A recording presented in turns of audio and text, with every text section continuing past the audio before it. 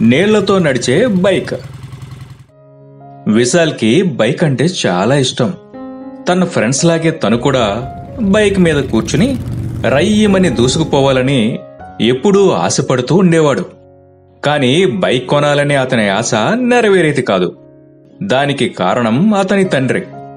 విశాల్ నాన్న పోలీస్ డిపార్ట్మెంట్లో పనిచేస్తున్నా కొడుకు ఖర్చులకు సరిపడా డబ్బులు ఇచ్చేవాడు కాదు.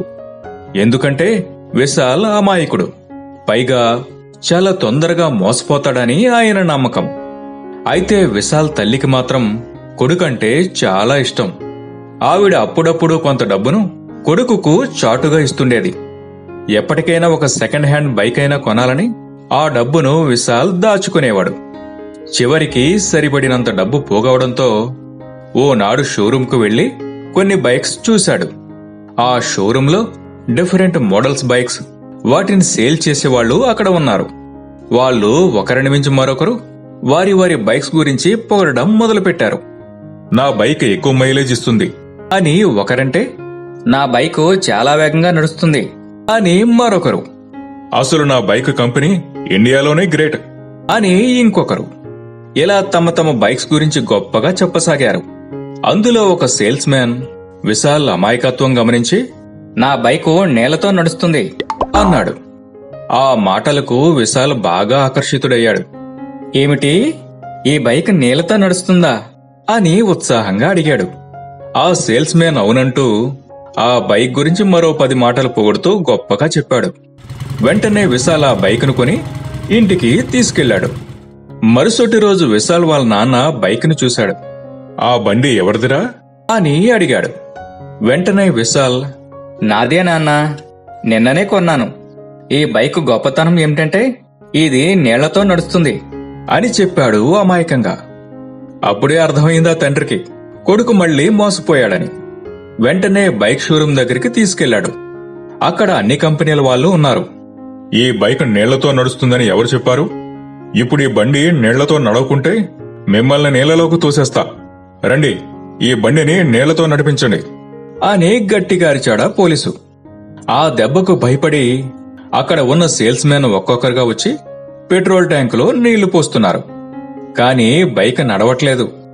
అలా ప్రయత్నిస్తున్న ప్రతి ఒక్కరూ ఫెయిల్ అవడం, వాళ్లని తీసుకెళ్లి కానిస్టేబుల్స్ జీపులో వేయడం జరుగుతోంది. చివరికి రాహుల్ అని ఒక కుర్రాడు మిగిలాడు. అతన్ని చూసి విశాల్ వాళ్ళ నాన్న, నువ్వు కూడా నీళ్లతో నడిపిస్తావు బైక్ ని? చల్ ఎక్కించండి చెప్పు అన్నాడు. అప్పుడు వెంటనే తెలివైన రాహుల్, నిజమే సార్, ఈ బైక్ నీళ్లతోనే నడుస్తుంది. కానీ మామూలు నీళ్లు కాదు, అల్లం నీళ్లతో నడుస్తుంది. మీరు మామూలు నీళ్లు పోయడం వలన ఇంజిన్ ఖరాబై ఉంటుంది. కావాలంటే నాకు 90 రోజుల టైమే ఉంది, మళ్లీ నడిపించి చూపిస్తా అన్నాడు. అటువంటి సమాధానం ఊహించని విశాల్ తండ్రికి ఇంకేం మాట్లాడాలో అర్థం కాలేదు. ఇక చేసేది లేక, 90 కాదు 100 రోజుల తర్వాత వస్తాను, అప్పుడు చెప్తా నీ సంగతి అని కోపంగా జీపులో ఎక్కించుకున్న వాళ్లను తీసుకుని అక్కడి నుండి వెళ్లిపోయాడు. ఆయన వెళ్లగానే అక్కడ ఉన్న వాళ్ళందరూ రాహుల్ని గట్టిగా నిలదీశారు. ఎరా, నీకేమైనా పిచ్చా? అల్లం నీళ్లతో బైక్ నడవడమేంటి అని ప్రశ్నించారు. దానికి రాహుల్, రేయ్, ఈ బైక్ నీళ్లతో నడవదని నాకు తెలుసు. కాని ఇప్పుడు నడవదని నేను ఒప్పుకుంటే నన్ను కూడా వాళ్ళలాగా జీపులో వేసి తీసుకెళ్లేవారు, నీళ్లలో తోసేవారు. ఇప్పుడు 100 రోజుల్లో ఏమైనా జరగవచ్చు. ఈ పోలీస్ ట్రాన్స్ఫర్ అవ్వచ్చు, లేదా నేను ఇక్కడి నుంచి వెళ్లిపోవచ్చు అని వారికి బదులిచ్చాడు. అక్కడ ఉన్నవాళ్లు వెంటనే రాహుల్ తెలివితేటలకి ఫిదాయి క్లాప్స్ కొట్టారు. ఈ కథలో నీతి ఏమిటంటే, సమయానికి తగిన విధంగా ఆలోచించేవాడే తెలివైనవాడు. తెలివైన చిన్నోడు. భీమాపురంలో చందు అనే కుర్రవాడు ఉండేవాడు. అతను వయసులో చిన్నవాడైనా చదువులో, ఆటల్లో అన్నింటిలోనూ ముందుండేవాడు. ఏ పనైనా చేయగల ధైర్యవంతుడు అతడు. అయినా గొప్పలు పోయేవాడు కాదు. అదే ఊరిలో బలిరా బండారెడ్డి అనే మరో యువకుడు ఉండేవాడు. అతను భారీ శరీరాకృతితో ఊర్లో ఉన్న వారందరినీ భయపెడుతూ ఉండేవాడు. రేయ్, ఈ భీమాపురంలో నాకంటే ధైర్యవంతుడు, బలవంతుడు లేడు. నాకు దేనిలోనూ ఎవ్వరూ పోటీ రాలేరు. వచ్చారో చచ్చారే అంటూ రచ్చబండ దగ్గర కూర్చుని తనకు తానే ఎప్పుడూ గొప్పలు చెప్పుకుంటూ ఉండేవాడు. బండారెడ్డి కండలను చూసి కూడా అందరూ అతను చెప్పింది నిజమే అని అనుకునేవారు. కానీ వాస్తవానికి అతను చాలా భయస్థుడు. పైకి మాత్రం చాలా ధైర్యవంతుణ్ణి, బలవంతుణ్ణి అంటూ నటించేవాడు. ఎలా రోజులు గడిచిపోతుండగా ఒక పండుగ నాడు ఆ ఊరి పెద్దలందరూ తమ గ్రామంలో అత్యంత ధైర్యవంతుడు, తెలివైనవాడు ఎవరో తెలుసుకోవడానికి పోటీ పెట్టాలని నిర్ణయించుకున్నారు. అప్పుడు అందరిలోకి పెద్దాయన ఇలా అన్నాడు. పోటీ ప్రకారం ఈ ఊరికి ఆనుకుని ఉన్న దట్టమైన అడవి గుండా అర్ధరాత్రి నడక ప్రారంభించి తెల్లారిలోగా అడవికి అవతలి ఉన్న ఊరిలోకి చేరుకోవాలి. ప్రాణాలతో బయటపడి పందెం గెలిచిన వారికి 1,00,000 రూపాయల బహుమానం. పోటీ నియమావళి ప్రకారం పోటీలో పాల్గొన్న వాళ్లు కేవలం అడవి గుండా మాత్రమే వెళ్లాలి. వారికి రక్షణగా ఒక కత్తి, ఒక బల్లెం మాత్రమే ఇచ్చి పంపుతాం. పందెంలో పాల్గొన్న వారిని ఏ అడవి జంతువు చంపితిన్నా, ఏ విష జంతువు కరిచినా గ్రామ ప్రజలకు గాని గ్రామ పెద్దలకు గాని ఎటువంటి బాధ్యత లేదు. ఈ పోటీలో పాల్గొనడానికి ఎవరెవరు సిద్ధంగా ఉన్నారు అని పెద్దాయన అడగ్గా ప్రాణభయంతో ఎవ్వరూ ముందుకు రాలేదు.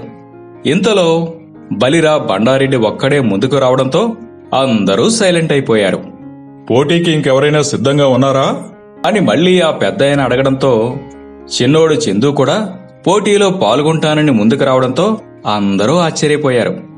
ఈ పని ఏమంత సులువైనది కాదని పెద్దలు నచ్చచెప్పే ప్రయత్నం చేసినా నేను కూడా ప్రయత్నించి చూస్తాను అని చందు నమ్మకంగా చెప్పడంతో అందరూ అంగీకరించారు. అర్ధరాత్రి 12 గంటల సమయంలో పోటీ మొదలైంది. బలిరా బండారెడ్డిని, చందును అడవిలో ఒకరికొకరు సంబంధం లేకుండా వేరువేరు ప్రాంతాల నుంచి పోటీకి సిద్ధం చేశారు. ఇద్దరూ ఒకే సమయంలో నడక ప్రారంభించక బలిరా బండారెడ్డి కొద్ది దూరం వరకు భయంగా అడుగు వేసుకుంటూ నడక మొదలుపెట్టాడు. చందు ధైర్యంగా అడుగు తడబడకుండా వేగంగా తన నడకను సాగిస్తూ ఉన్నాడు. ఇద్దరు అడవిలో కాస్త దూరం నడవగానే ఇంతలో పెద్ద పులి శబ్దాలు, సింహం గాండ్రింపులు వినిపించడంతో బలిరా బండారెడ్డి భయంతో వణికిపోయి ప్రక్కనే ఉన్న ఒక పెద్ద చెట్టు ఎక్కి కూర్చుండిపోయాడు. చందు కూడా మొదట కాస్త భయపడినా ధైర్యాన్ని కూడగట్టుకుని తన దగ్గరున్న కత్తితో బల్లెంపై పెద్ద పెద్దగా శబ్దం అయ్యేలా కొట్టుకుంటూ తెలివిగా వెళ్లసాగాడు. ఆ శబ్దం విన్న క్రూర మృగాలు, విష జంతువులు వాటికంటే ఏదో పెద్ద జంతువు అక్కడికి వస్తుందనుకుని అక్కడి నుండి దూరంగా పారిపోయాయి. చివరికి చందు తెల్లారేలోపే అడవికి అటువైపుగా ఉన్న ఊరు చేరుకున్నాడు. 1,00,000 రూపాయల బహుమతి కూడా గెలుచుకున్నాడు. ఆ తరువాత బలిరా బండారెడ్డి ఏమైపోయాడో అని గ్రామస్తులంతా వెళ్లి అడవిలో వెతకగా ఒక చెట్టుపైన కూర్చుని వణుకుతూ తనను రక్షించమని కేకలు వేస్తూ కనిపించాడు. అతన్ని చూసి గ్రామస్తులంతా నవ్వుకుంటూ ఉండిపోయారు. ఈ కథలో నీతి ఏమిటంటే, కండబలం కన్నా ధైర్యం, తెలివితేటలు ఉంటే ఏదైనా సాధించవచ్చు. టక్కరి నక్క. అనగనగా ఒక అడవిలో జింక ఒకటి నివసిస్తూ ఉండేది. ఒక రోజున నదిలో నీళ్లు త్రాగేందుకు వెళుతున్న జింకకి స్పృహ తప్పిపడి ఉన్న నక్క కనిపించింది.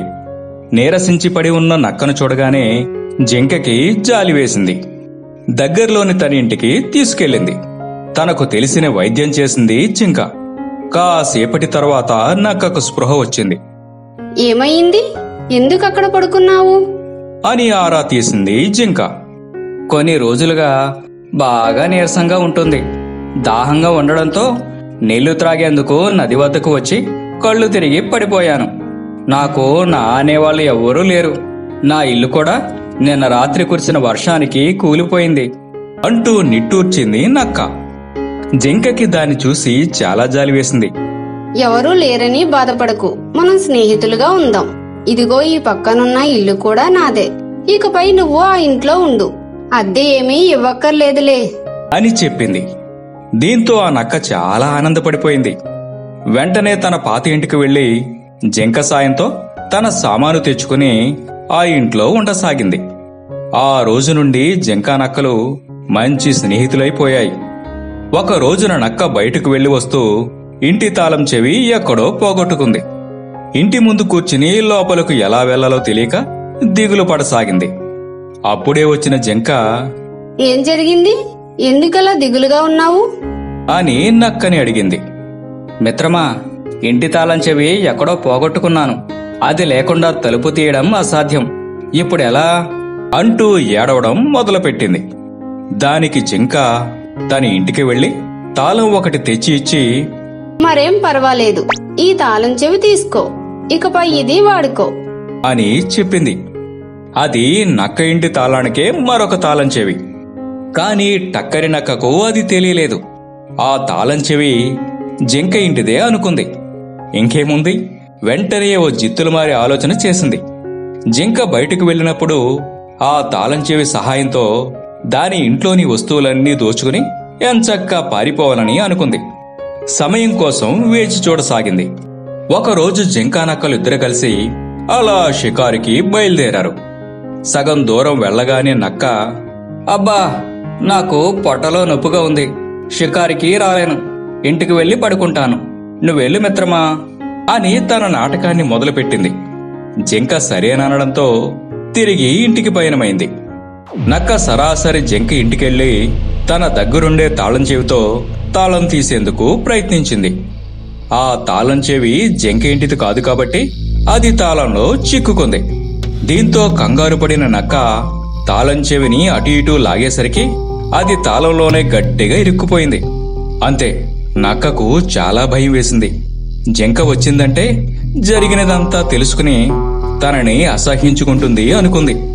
ఈలోగానే అక్కడి నుంచి పారిపోవాలి, లేకుంటే జింక ముందు తలెత్తుకోలేనని అనుకుని తన సామానంతటినీ కూడా వదిలేసి అక్కడి నుంచి ఉడాయించింది. ఈ కథలో నీతి ఏమిటంటే, అర్హత లేని వారికి జాలిపడి ఎట్టి పరిస్థితుల్లోనూ సాయం చేయకూడదు. ఆహారపు కొండ. అనగనగా ఒక అడవిలో నది ఒడ్డున ఒక చీమ, ఒక ఎలుక, ఒక కప్ప నివసిస్తూ ఉండేవి. అక్కడికి దగ్గరలో ఒక చిన్న కొండ ఉండేది. దాని పేరు ఆహారపు కొండ. ఆ ఆహారపు కొండ మీద చీమ, ఎలుక, కప్పలకు కావలసినంత ఆహారం దొరికేది. అయితే చీమ, ఎలుకలు కప్పను తమలో కలుపుకునేవి కావు. కప్ప తెలివి తక్కువదని చీమ, ఎలుక అనుకునేవి. దానిని వెక్కిరించేవి, తమ నుంచి దూరంగా ఉంచేవి. కాని కప్ప మాత్రం వాటితో స్నేహం చేసేందుకు ఎప్పుడూ ప్రయత్నించేది. కప్ప ప్రతిరోజు ఉదయాన్నే నిద్రలేచి ఆహారం కోసం తొందరగా నడుచుకుంటూ ఆహారపు కొండకు బయలుదేరేది. కాని చీమ, ఎలుక మాత్రం ఆలస్యంగా నిద్రలేచిన డొంకదారిలో కప్ప కంటే ముందుగా ఆహారపు కొండ మీదకి చేరుకునేవి. అంతేకాదు, అక్కడవి తమకు కావాల్సిన ఆహారం కంటే ఎక్కువ ఆహారాన్ని తీసుకునేవి. పాపం, వెనుకగా వచ్చిన కప్పకు ఏమీ దొరికేది కాదు. సరిపడేంత ఆహారం దొరకక కప్ప రోజు చాలా కష్టాలు పడేది. ఇలా ఉండగా ఒకసారి పెద్ద గాలివాన ఒకటి వచ్చింది. ఆ గాలివానకు అక్కడ నది పొంగింది. నేలంతా బురదమయం అయిపోయింది. అలాంటి కష్ట సమయంలో కూడా కప్పకేమీ ఇబ్బంది కలగలేదు. ఎందుకంటే కప్ప ఉభయజీవి కదా. అది నీళ్లలో చక్కగా అటు ఇటు ఈదుకుంటూ దొరికిన దాన్ని తిన్నది. చీమ, ఎలుక చాలా కష్టపడ్డాయి. చీమ పొట్టలోకి నీళ్లు వచ్చాయి. ఎలుక కన్నమైతే నదిలో మునిగిపోయింది. అవి ఎక్కడెక్కడో దాక్కుని తమను తాము కాపాడుకున్నాయి. వర్షం ఆగిపోయాక కప్ప ఆహారం కోసం బురదలో గెంతుకుంటూ కొండ మీదకి ఏమాత్రం శ్రమ లేకుండా త్వరగా వెళ్లిపోయింది. కాని చీమ, ఎలుక మాత్రం అప్పటికే తమకు చాలా ఆలస్యం అవడంతో కంగారుగా ఆహారపు కొండ దగ్గరకు బయలుదేరాయి. మిత్రమా, కొండ మీదకు ముందుగా వెళ్లిన కప్ప మన ఆహారాన్ని కూడా ఖాళీ చేసేసుంటుంది అంది చీమ. అవును, మనమిక ఆకలితో మారడం ఖాయం అంది ఎలుక. చివరికి నిరాశతో మెల్లగా కొండ మీదకు వచ్చిన వాటికి అక్కడ చాలినంత ఆహారం కనపడింది. క్షణం కూడా ఆలస్యం చేయకుండా వేగంగా కడుపులు నింపుకున్నాయి. నిజానికి ఆకలి బాధ తెలిసిన కప్ప తనకు కావలసినంత ఆహారం మాత్రమే తీసుకుని వెనుకగా వచ్చే వారి కోసం కూడా ఆహారాన్ని మిగిల్చింది. దాంతో వాటికి కప్ప మనస్తత్వం అర్థమైంది. తాము గతంలో చేసినట్లు అది దొరికినంత తినేసి ఉంటే నేడు తమ పరిస్థితి ఏమయ్యేదో వాటికి తెలిసి వచ్చింది. అవి వెళ్లి కప్పను క్షమాపణ కోరాయి. ఆ తరువాత నుండి కొండ మీద దొరికే ఆహారాన్ని కలిసి తింటూ స్నేహంగా ఉంటూ చీమ, ఎలుక, కప్పలు సంతోషంగా జీవించసాగాయి. తెలివైన ఏనుగు. అనగనగా ఒక అడవికి రాజు సింహం. ఆ మృగరాజు అడవిలోని అన్ని జంతువులను చాలా ప్రేమగా చూసుకునేది. సింహానికి ఏనుగుతో మంచి స్నేహం ఉండేది. సింహం దగ్గర ఆ ఏనుగు పలుకుబడి రోజురోజుకు పెరిగిపోవడం చూసిన నక్క దాని మిత్రులు కొందరు అసూయతో రగిలిపోసాగాయి. ఎలాగైనా ఆ ఏనుగును అవమానం పాలు చేసి దాని ఆటలు సాగకుండా చేయాలని అవకాశం కోసం ఎదురు చూడసాగాయి. ఇలాంటి సమయంలో ఒంటికన్ను దుప్పి ఒకటి ఆ అడవికి కొత్తగా వచ్చింది. ఆ దుప్పిని చూసిన నక్క దాని మిత్రులు తమను తాము మంచివాళ్లలా పరిచయం చేసుకుని సింహం దగ్గరకు తీసుకెళ్లాయి. మృగరాజా, మీ గురించి గొప్పగా విని మిమ్మల్ని చూడాలని మా మిత్రురాలు పక్క అడవి నుంచి ఇక్కడికి వచ్చింది. మీరు అంగీకరిస్తే కొంతకాలం మనతో పాటే ఈ అడవిలోనే ఉంటుంది అని అన్నది నక్క. దానికి సింహం అంగీకరించడంతో అక్కడే ఉండి నక్క దాని మిత్రులతో స్నేహం చేయసాగింది ఒంటికన్ను దుప్పి. అలా కొన్ని రోజులు గడిచిపోయాయి. ఈ సమయంలో దుప్పికి ఏనుగు గురించి చెడుగా చెబుతూ తన పన్నాగం కొద్ది కొద్దిగా వివరించేది నక్క. ఒకరోజు సింహం తనకు ఎదురుపడిన ఒంటికన్ను దుప్పిని చూసి, నువ్వు పుట్టుకతోనే ఒంటికన్నుతో పుట్టావా అని అడిగింది. అదంతా పెద్ద కథ మృగరాజా. నిజంగా నా ఈ పరిస్థితికి కారకుడు మీ అడవిలోనే ఉన్నాడు అని ఆ ఒంటికన్ను దుప్పి చెప్పింది. ఏమిటి, మా అడవిలోనా? అని సింహం ఆశ్చర్యంతో అడిగింది. అవును, మీ అడవిలోనే. నేనొకసారి నా తమ్ముడికి అనారోగ్యం చేస్తే అప్పు చేయవలసి వచ్చింది. అప్పుడు ఈ అడవిలోని ఏనుగును కలిసి విషయం చెప్పాను. దానికి ఆ ఏనుగు డబ్బు అయితే ఇస్తాను కాని ఆ అప్పు తీర్చే వరకు నా దగ్గర ఒక కన్ను కుదవ పెట్టాలని షరతు పెట్టింది. ఆ పరిస్థితిలో ఏమీ తోచలేదు. నా కన్ను దాని దగ్గర కుదవ పెట్టి నా తమ్ముడికి వైద్యం చేయించాను. తర్వాత తెలిసింది ఆ ఏనుగు మీ ఆప్తమిత్రుడని. చిన్నదాన్ని నేనేం చేయగలను అని కట్టుకథ చెప్పి నక్క పన్నిన పన్నాగం ప్రకారం కన్నీళ్లు పెట్టుకుందా దుప్పి. అది వినగానే సింహానికి ఏనుగుపై విపరీతమైన కోపం వచ్చింది. దుప్పిపై జాలి కలిగింది. ఏనుగుని పిలిపించి దుప్పి చెప్పింది నిజమేనా అన్నట్టు గట్టిగా గాండ్రించింది. అది విని ఏనుగు ఒక్కసారిగా ఆశ్చర్యపోయింది. ఇది ఆ జిత్తులు మారి నక్క పన్నిన కుతంత్రం అయి ఉంటుందని గ్రహించింది. వెంటనే తెలివిగా ఆలోచించింది. నిజమే మృగరాజా, తను నా దగ్గర ఒక కన్ను కుదవపెట్టి 1000 వరహాలు తీసుకుంది. తను ఇప్పుడు తిరిగి ఆ సొమ్ము చెల్లించుకున్నా ఆ కన్నును ఇచ్చేస్తాను, ఉండమనండి అంటూ వేగంగా వెళ్ళింది. తాము ఊహించిన దానికి భిన్నంగా జరగడంతో దుప్పి నక్క దాని మిత్రులు అయోమయంలో పడ్డాయి. ఇంతలో ఏనుగు కొన్ని కళ్ళు ఉన్న కుండీ తెచ్చి దుప్పికి చూపించి, ఇందులో నీ కన్ను భద్రంగా ఉంది, నీ కన్ను నీవు తీసుకో అంది. ఇన్ని కళ్ళలో నా కన్నేదో గుర్తుపట్టలేకపోతున్నాను అంది దుప్పి. నీ రెండో కన్ను తీసివు, దాన్ని పరిశీలించి నీ కన్ను నీకిస్తాను అంది ఏనుగు. నేను నా కంటిని ఎలా తీసివ్వాలి అంది దుప్పి కంగారు పడుతూ. నీవు నా దగ్గర కుదవపెట్టినా నీ కన్ను ఎలా తీసిచ్చావో అలాగే ఇప్పుడు కూడా ఇవ్వు అన్నది ఏనుగు తాపీగా. ఇంకా దుప్పికి నోట నుంచి మాట రాలేదు. జిత్తులు మారి నక్క మాటలు నమ్మి తెలివైన ఏనుగుతో పెట్టుకున్నానని అర్థమైంది. క్షణం కూడా ఆలస్యం చేయకుండా అక్కడి నుండి పారిపోయింది ఒంటికన్ను దుప్పి. నక్క పన్నాగం అర్థమయ్యి సింహం గట్టిగా గాండ్రించడంతో భయంతో అవి కూడా పరుగులు తీశాయి. తర్వాత మృగరాజు ఏనుగు తెలివితేటలు మెచ్చి తన మంత్రిగా నియమించుకుంది. ఈ కథలో నీతి ఏమిటంటే ఆపదలో కష్టాల నుంచి కాపాడేవి తెలివితేటలు మాత్రమే.